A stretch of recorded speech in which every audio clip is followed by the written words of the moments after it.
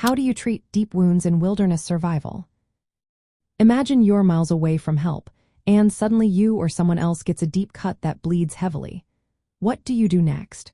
Treating deep wounds properly can mean the difference between recovery and serious infection or blood loss.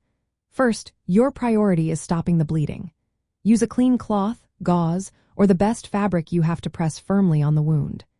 Keep steady pressure for at least 10 minutes without checking too often. If the bleeding is severe and won't stop, you might need to apply pressure directly inside the wound or, as a last resort, use a tourniquet. Be cautious with tourniquets because improper placement can cause limb damage. Once the bleeding slows or stops, focus on cleaning the wound. Use potable water or the cleanest water you have to flush out dirt and debris. Hold the wound about 1 to 2 inches away and direct the water perpendicular to the wound to wash out contaminants. Avoid harsh chemicals or soaps directly in the wound because they can damage tissue. After cleaning, cover the wound with a sterile or very clean dressing. Gauze pads or clean cloths work well to absorb drainage and keep the wound moist, which helps healing.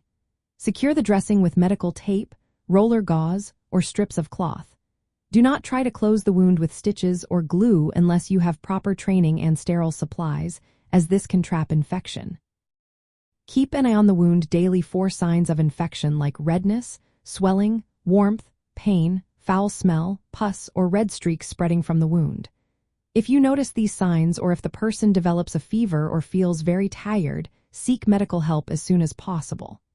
If an object is impaled in the wound, do not remove it unless it blocks breathing or movement.